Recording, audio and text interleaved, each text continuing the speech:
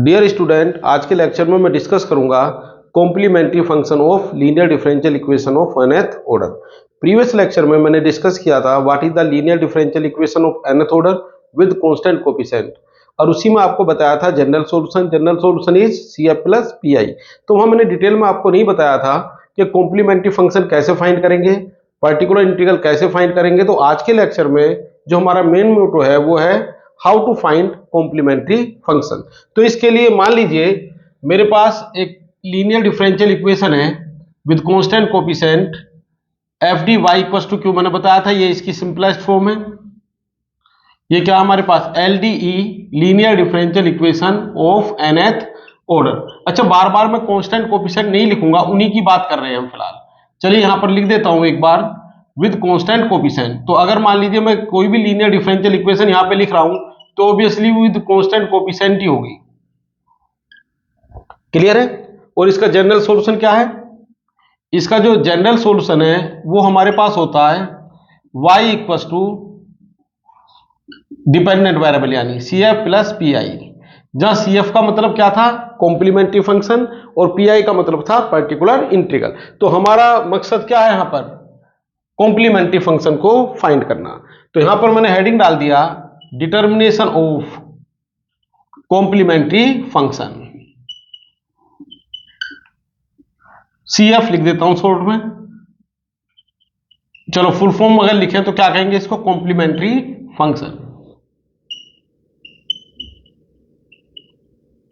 अब इसके बारे में जानते हैं कि किस तरह हम इसको फाइंड करेंगे। तो इसका वर्किंग रूल में लिख देता हूं। तो वर्किंग रूल क्या होगा इसका? First of all we write given differential equation. क्या वर्किंग रूल लिखने जा रहे हैं? Write given differential equation. क्या है वो differential equation? Given linear differential equation. ये है मेरे पास F D Y equal to Q. बात समझ गए? तो पहले स्टेप में आप जो भी आपको डिफरेंशियल इक्वेशन दी गई उसको लिख देंगे। जो सेकंड स्टेप है उसमें आप लिखेंगे राइट ऑक्सिलरी इक्वेशन। शॉर्ट में इसको बोलते, सब स्टैंडर्ड नोटेशन है। तो आप अगर शॉर्ट में लिखेंगे AE तो ये हमारी ऑक्सिलरी इक्वेशन मानी जाएगी। तो राइट ऑक्सिलरी इक्वेशन। अब ये क्या है? ऑक्सिलरी इक्वेशन होती है,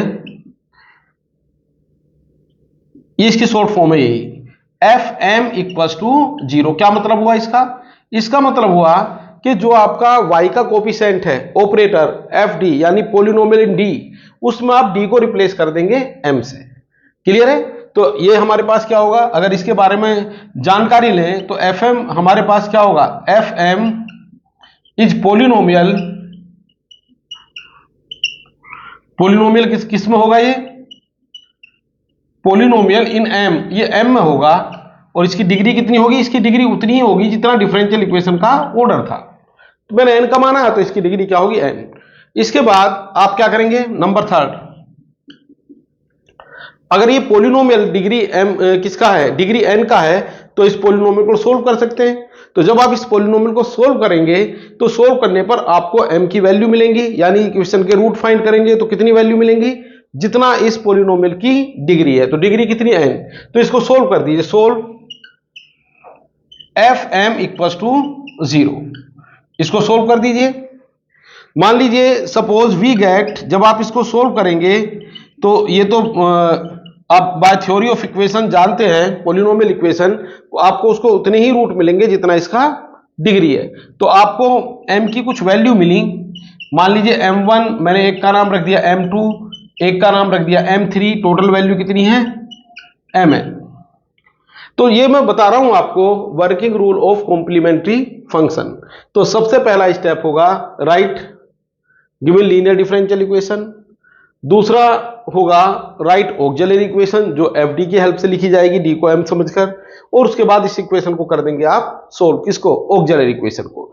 अब ये जो M की वैल्यू आई है, ये जो रूट आए हैं, यही आपको बताएंगे कि इसका CF किस तरह लिखना है। तो नाउ टू केसेस अराइज। इस स्टेप के बाद क्या होंगे?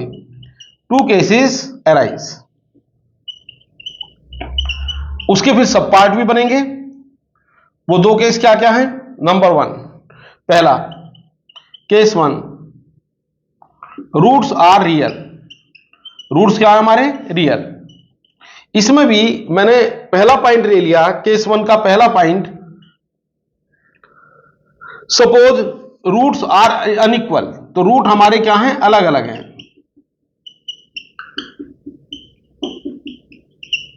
That is roots are distinct. भाई नंबर 1 रूट रियल है, नंबर 2 रूट हमने क्या कह दिया, डिस्टिंक्ट, क्योंकि ये इक्वल भी हो सकते हैं।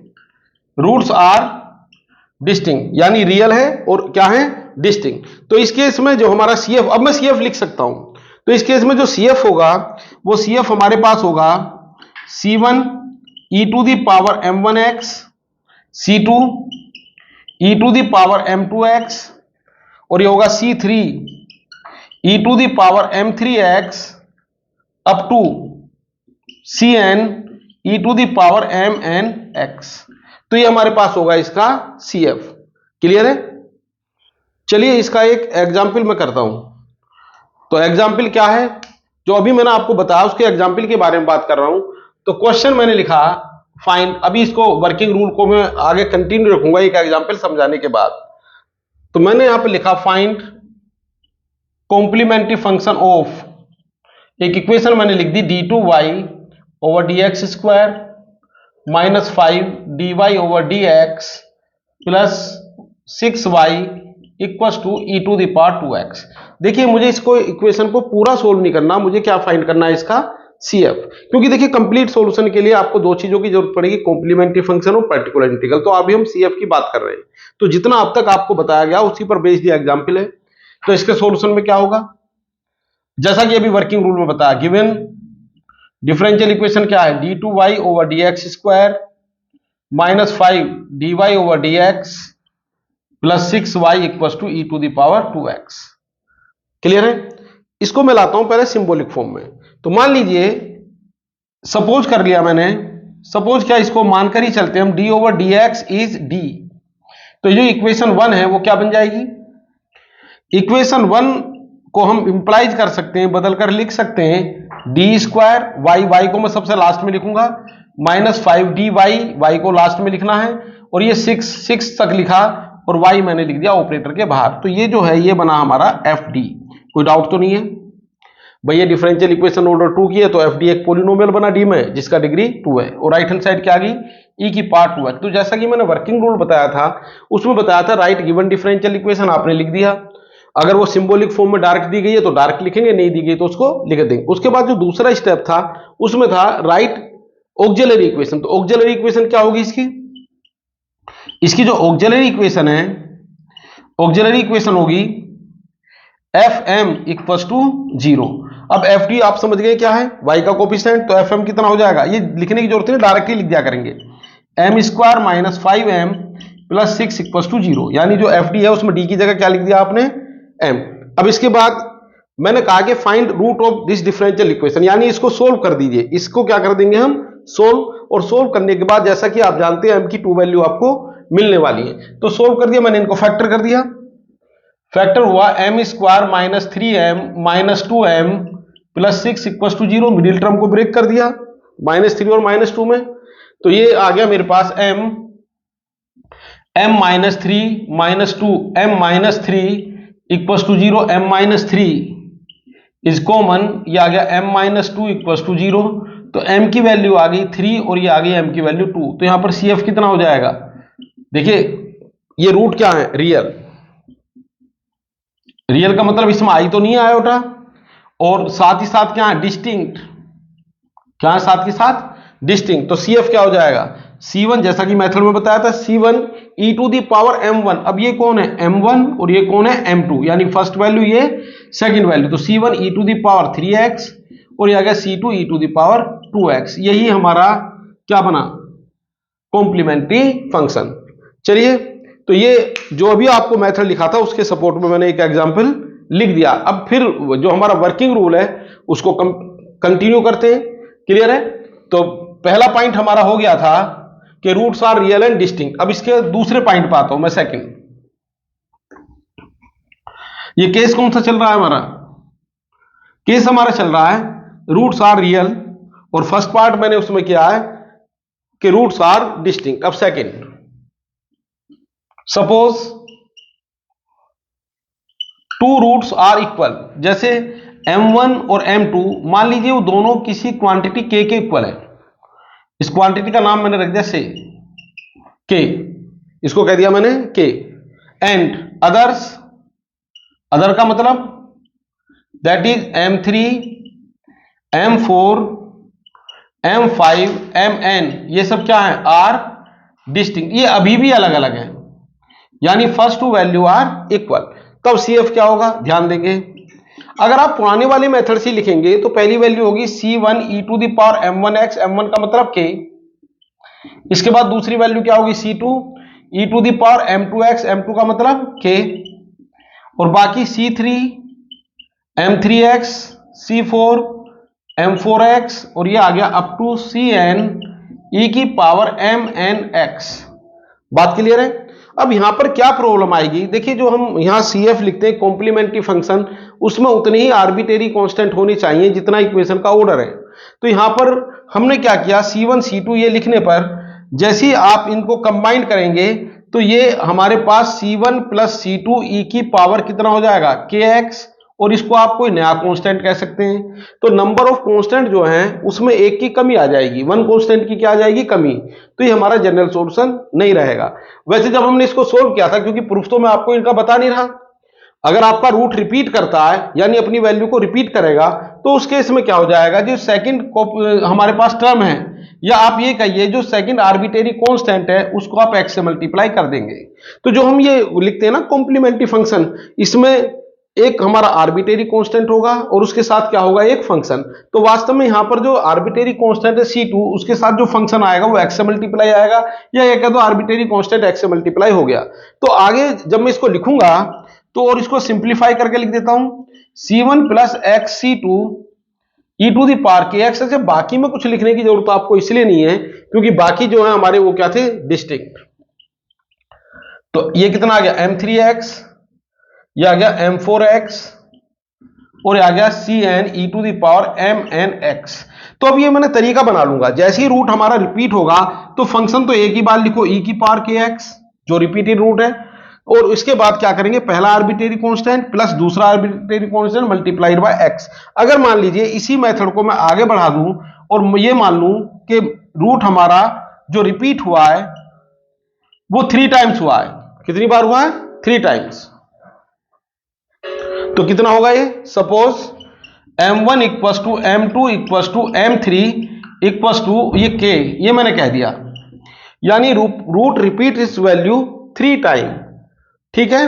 और other are distinct, and other are distinct. तो अब कहानी किस तरह चलेगी, ध्यान देंगे CF। अब आप ये तो समझ गए होंगे C1 के साथ भी कौन आएगा, e to the power kx, C2 के साथ कौन आएगा, e to the power kx, C3 के साथ कौन आएगा, e to the power kx। तो इसका मतलब ये हुआ कि एक ही फंक्शन बार बार आएगा तो इससे कांस्टेंट में कमी आ जाएगी। तो हम क्या करेंगे, पहले तो हम लिखेंगे कांस्टेंट को सिंपल तरीके से, उसके बाद जो दूसरा कांस्टेंट है उसको मल्टीप्लाई कर देंगे x से, क्योंकि e की पावर kx तो कॉमन आ जाएगा जैसे अभी मैंने दिखाया यहाँ पर, और तीसरे को क्या कर देंगे, मल्टीप्लाई x स्क्वायर से, और यहां पर आ जाएगा e to the power kx, और बाकी C4 e to the power, अगर मान लीजिए m4 है तो ये m4 से स्टार्ट हो जाएगा, और ये आ जाएगा Cn e to the power mnx। अगर मान लीजिए रूट अपने आप को 4 टाइम रिपीट करता है तो क्या आ जाएगा, C1 x C2 x square C3 x cube C4 and then e to the power जो भी वैल्यू आपकी आई है। चलिए मैं यहां पर अब इक्वेशन तो नहीं लिख रहा, लेकिन अगर कुछ एक सिचुएशन लेके चलता हूं। फॉर एग्जांपल मान लीजिए किसी क्वेश्चन में m की वैल्यू आ जाए 2, 3, -1, तो बताइए उसका CF क्या लिखेंगे। बड़ा सिंपल है, ये तो वैल्यू हमारी रिपीट हो रही है, तो क्या आएगा C1 प्लस एक्स C2, क्योंकि इसके साथ भी क्या आएगा, C1 के साथ भी e की पावर 2x और C2 के साथ भी e की पावर 2x रिपीट हो गया। तो पहला आर्बिट्रेरी कांस्टेंट C1 और दूसरा आर्बिट्रेरी कांस्टेंट x से मल्टीप्लाई, और एक ही बार लिख दो e की पावर 2x, यानी कॉमन ले लिया, जैसे यहां पर आपको कॉमन लेके दिखाया है। तो ये हमारे पास आ गया C3 e की पावर 3x और C4 e की पावर -x। जब बाद में हम कंप्लीट क्वेश्चन करेंगे तो डिटेल में करूंगा, डिफरेंशियल इक्वेशन भी लिखूंगा ऑक्सिलरी इक्वेशन भी लिखूंगा, उसको सोल्व भी करूंगा, लेकिन फिलहाल अभी इस वर्किंग रूल को मैं कंटिन्यू रखता हूं। ये बात समझ गए? चलिए, तो ये हमारे पास कहानी थी 4 रिपीटेड रूट। अब इसके बाद मैं लेके चलूंगा केस नंबर 2, यानी अगर रूट हमारे क्या हो, कॉम्प्लेक्स हो। अगर रूट कॉम्प्लेक्स हो तब क्या करेंगे?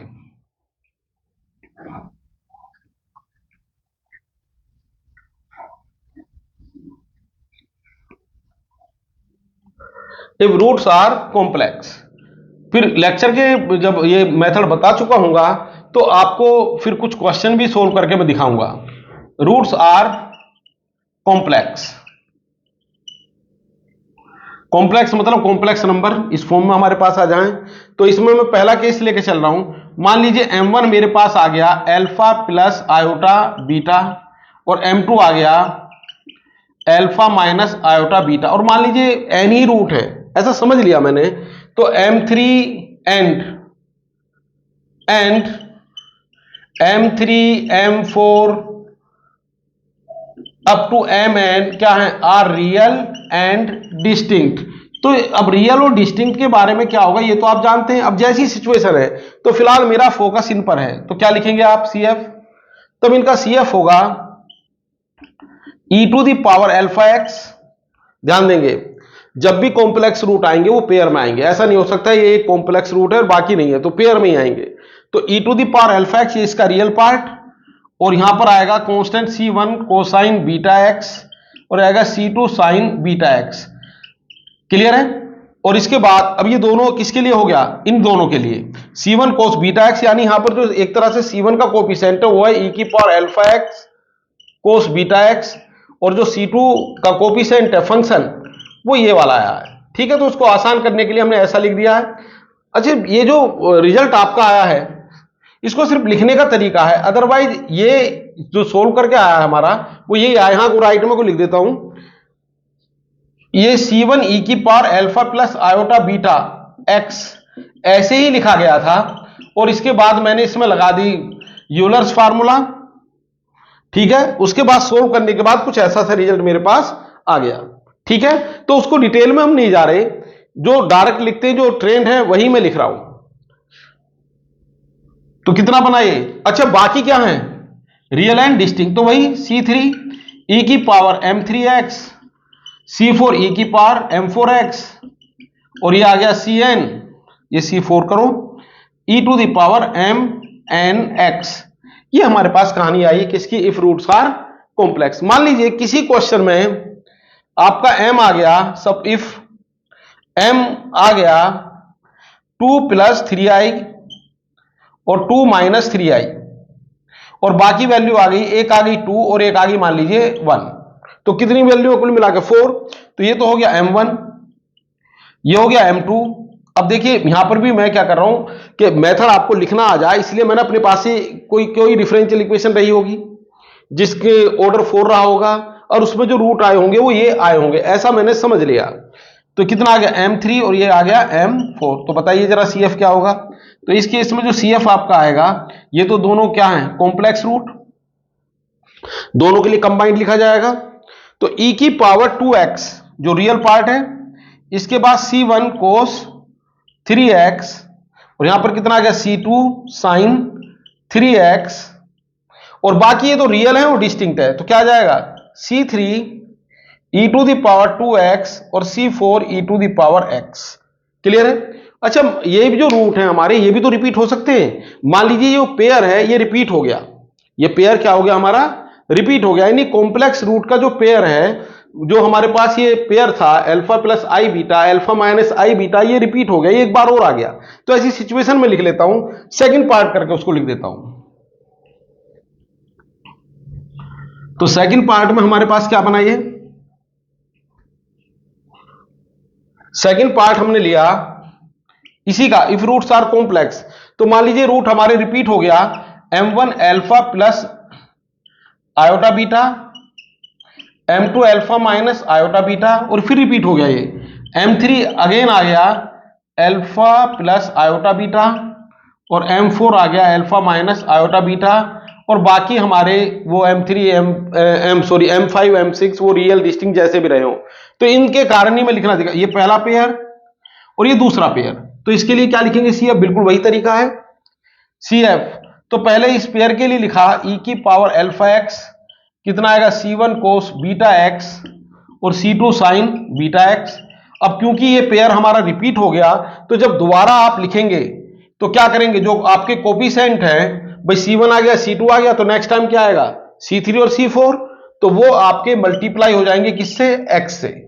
जैसे अभी आपको बताया था रियल में, तो कितना आ जाएगा x C4 sin beta x, और बाकी डॉट डॉट जैसे भी रहे होंगे। अब अगर इनको कंबाइन करूं कोसाइन फंक्शन को, भाई रूट रिपीट हुआ है, अगर आपका पेयर रिपीट हुआ है तो नेक्स्ट टर्म हमारी किससे मल्टीप्लाई हो जाएगी, x से, यानी कोफिशिएंट किससे मल्टीप्लाई हो जाएंगे, x से।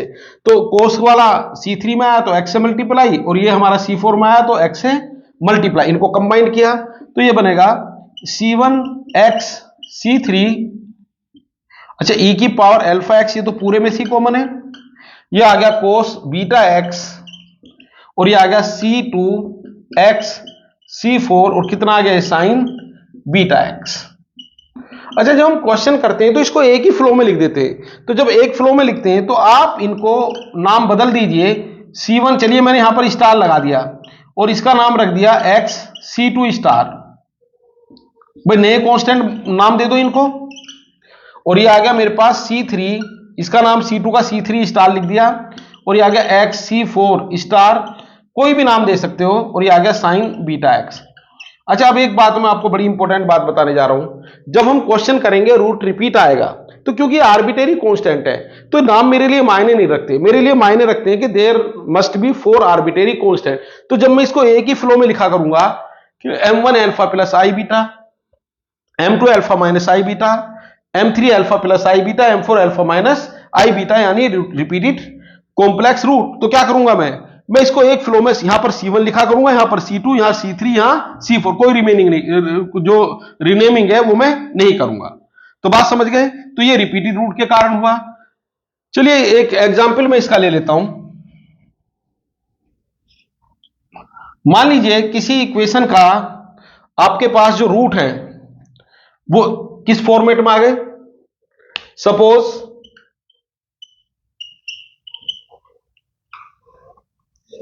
आपके पास रूट आ गया m is 1 plus under root 3/2 iota, 1/2 minus under root 3/2 iota, इसके बाद again 1/2 plus under root 3/2 iota, and 1/2 minus under root 3/2 iota.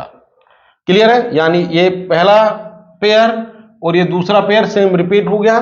तो CF कितना होगा, यहां पर CF होगा e to the power 1/2x, यानी रियल पार्ट, और इसके बाद रूट रिपीटेड है, तो C1 प्लस x C2, मैंने क्या कहा था कोई रिनेमिंग में नहीं करूंगा, C1 के बाद सीधा C2 लिखो, और फंक्शन क्या आ गया कोसाइन अंडर रूट 3/2x, और ये आ गया मेरे पास C3 प्लस x C4, और ये आ गया साइन अंडर रूट 3/2x।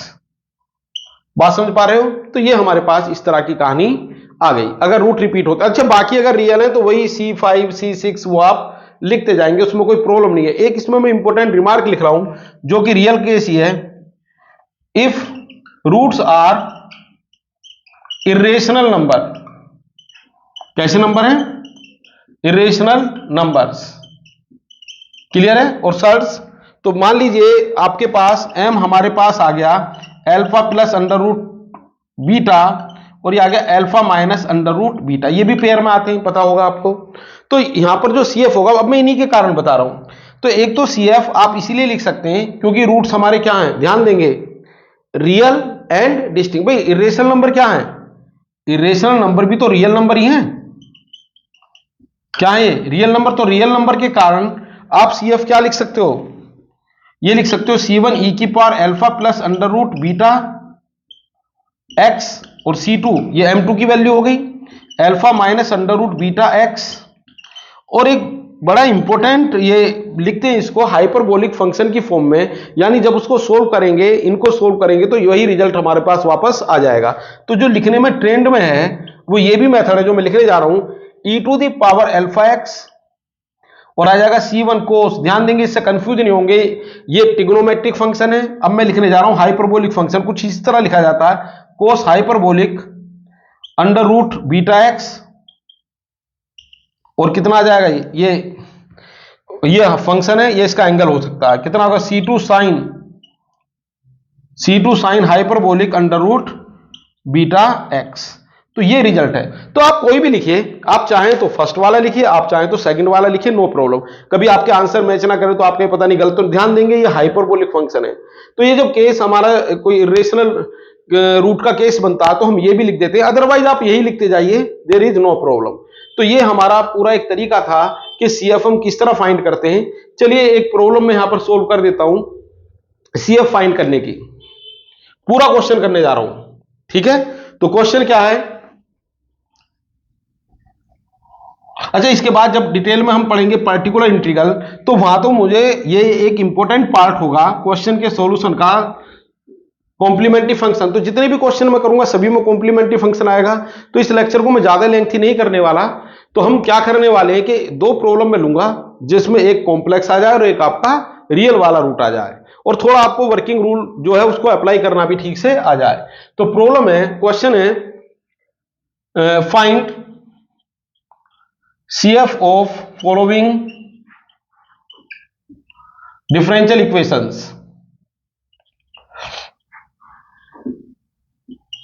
चलिए वो इक्वेशन क्या है, पहली ये इक्वेशन मैंने लिख दिया, d³ y over dx cube -4 d2y over dx square plus 5 dy over dx -2y equal to sine 3x।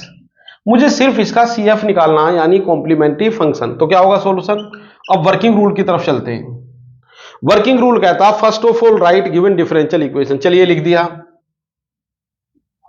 d³ y over dx cube -4 d2y over dx square plus 5 dy over dx -2y equal to 0, sorry sine 3x। अब इसके बाद क्या है, second step जो अभी आपको lecture में पढ़ाया गया उसको ध्यान से आप दोबारा बैक करके देख लीजिए।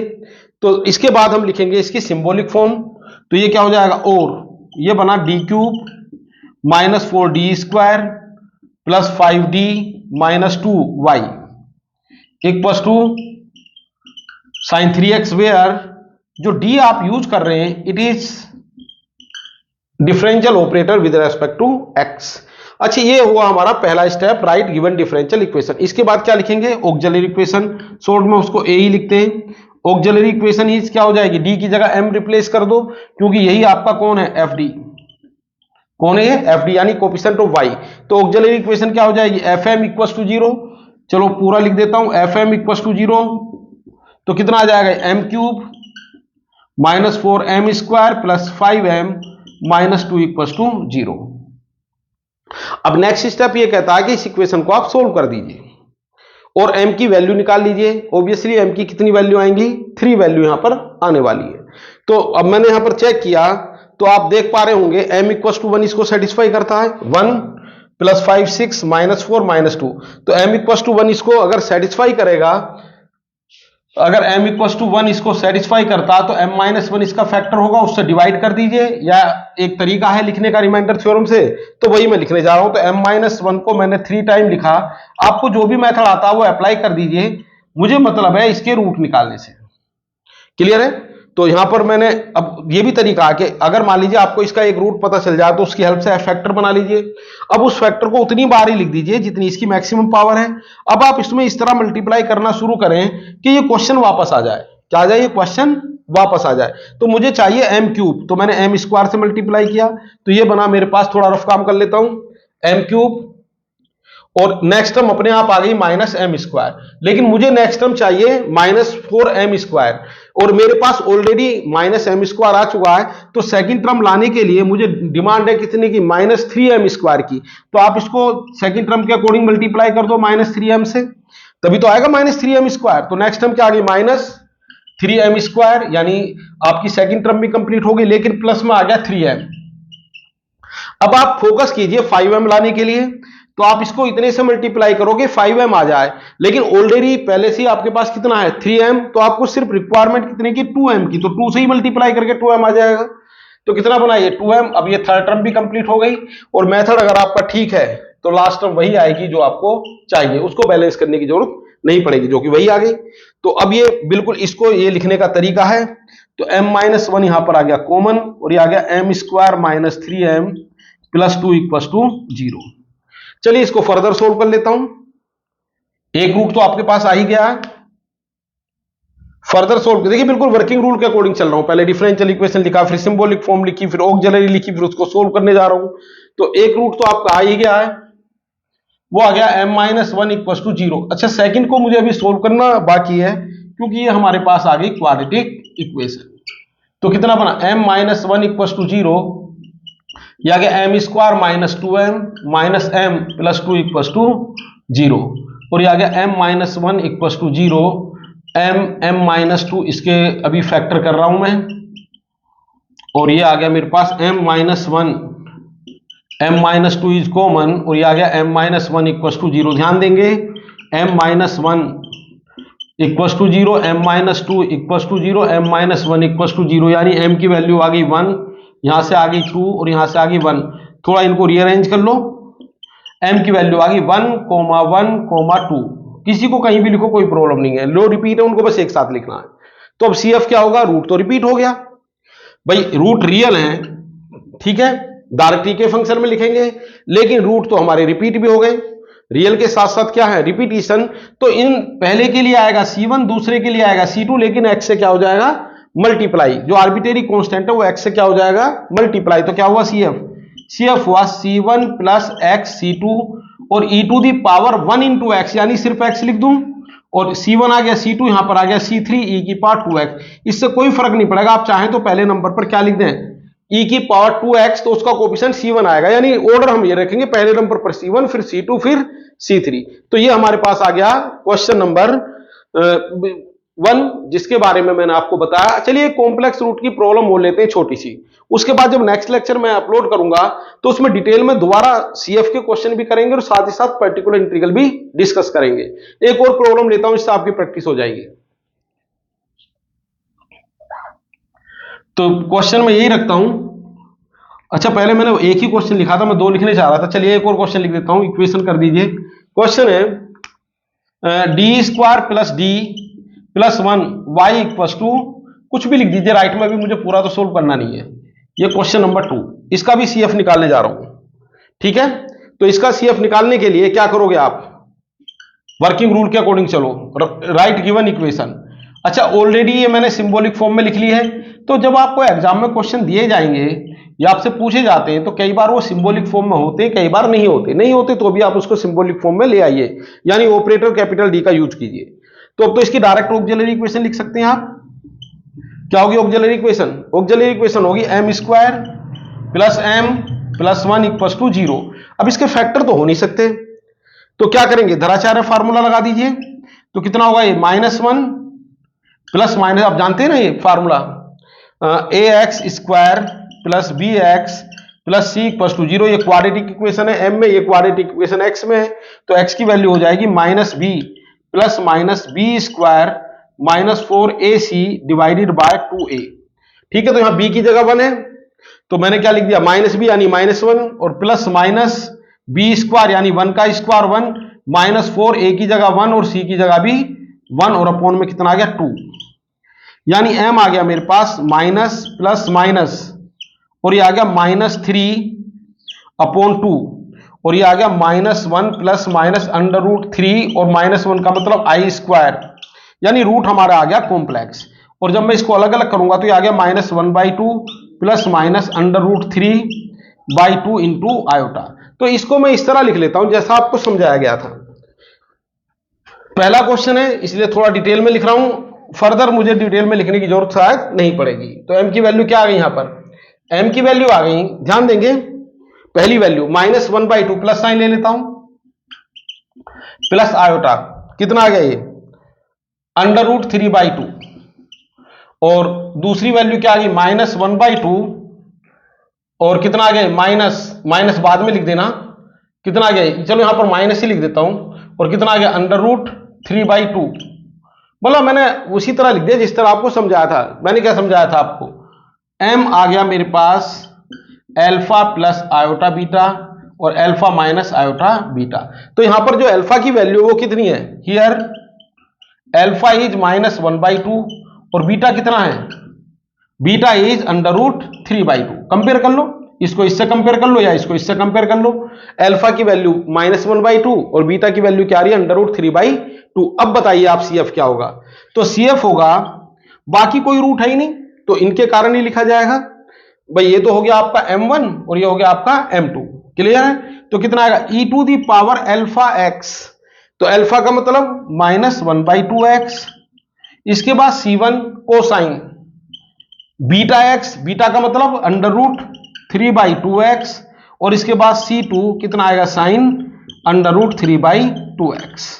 तो ये मेरे पास आ गया। अच्छा, जैसे हमारे रूट हों उसके हिसाब से आपको लिख देना है। रूट रियल है तो रियल के अकॉर्डिंग लिखो, रूट कॉम्प्लेक्स है तो कॉम्प्लेक्स के अकॉर्डिंग लिखो, रिपीटेड है तो रिपीटेड के अकॉर्डिंग लिखो, चाहे वो रियल है तो रियल वाले मेथड पे चले जाओ, कॉम्प्लेक्स है तो कॉम्प्लेक्स वाले मेथड पे चले जाओ। अगर दोनों मिक्स है तो रियल का रियल के अकॉर्डिंग लिखो, कॉम्प्लेक्स का कॉम्प्लेक्स के अकॉर्डिंग लिखो। उसमें भी अगर रूट आपके इरेशनल तो हाइपरबोलिक फंक्शन का भी यूज कर सकते हैं। तो फिलहाल मैं इस लेक्चर को यहीं पे स्टॉप करना चाहूंगा, क्योंकि नेक्स्ट लेक्चर में जब पर्टिकुलर इंटीग्रल में बताऊंगा तो भी उसमें कॉम्प्लीमेंट्री फंक्शन बार बार आएगा। तो अभी हमें काफी क्वेश्चन करने बाकी हैं, तो आप ये ना सोचे कि काफी कम क्वेश्चन में CF ये खत्म हो गया, अभी खत्म नहीं हुआ, कंटिन्यूस ये चलता रहेगा। तो मेरी आपसे रिक्वेस्ट है, आपको एडवाइज है कि अगर आप CF सीखना चाहते हैं, कॉम्प्लीमेंट्री फंक्शन ठीक से सीखना चाहते हैं, तो इस लेक्चर को पूरा देखिए, बिना स्किप किए वर्किंग रूल को समझिए और मेथड को सीखने की कोशिश कीजिए। 100% आपको समझ में आ जाएगा। Thank you very much.